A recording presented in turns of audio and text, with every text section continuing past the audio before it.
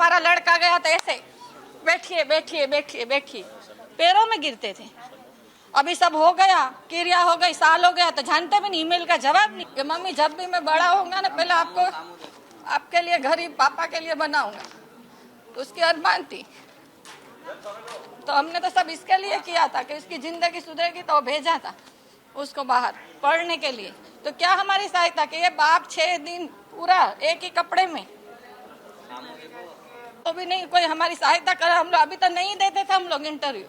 1 साल से क्या हमारा किया हमारे साथ, हमारे लड़के, हमारा जवान लड़का हमने सब बेच दिया। हम लोग किराए के घर में रहते, जो खर्चा होता था यहाँ के एक कार का किराया भी नहीं देते थे हम लोग को। और जब मरा था तो बैठ जाओ बैठ जाओ बैठ जाओ, हम हैं हम हैं हम हैं, हाथ जोड़ते थे। मारो नाम समीना रफीक, हूँ फैजान ની મમ્મી। મારો ફૈજાન યુકે રહેતો, આ મદ્રાસામાં બચ્ચાને પઢાવતો। એને લગ્ન કરી લીધા એ અમને ખબર નહીં, એની વહુ આવી પણ નહીં, એના પપ્પા 6 દિવસ અહીંયા હતા। તો અમારે એ જ કહેવાનું કે આ એના પપ્પા 6 દી લીધા, એને ખબર જોયા કે આ એના પપ્પા છે, તો એ આવી નહીં, કોઈ કિરિયામાં બોડી લેવા આવ્યા નહીં। તો આ ટાટાવાળા ને એર ઇન્ડિયાવાળા જે પૈસા એમને આપી દે, જેની આગળ ડેથ સર્ટિફિકેટ નથી, ના બાપે એને ઉછેર્યો એટલો, તો એનું શું મહત્વ? તો એવું મુફતણી જ આવી જાય પૈસાની ભૂખ્યું, તો બાપનું શું? તું આવી તો હોત, તારો હસબન્ડ હતો તો તારે કિરિયામાં તો આવું હતું?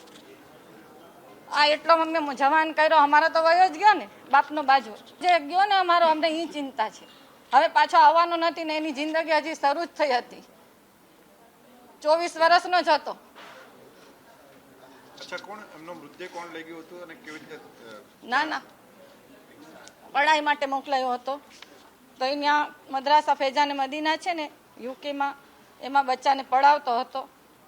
દાળમાં દુખાવો તો ઈદ કરવા આવ્યો હતો, તો એની વાઈફ પણ હતી, અમને તો ખબર નહીં કે એની શાદી કરી।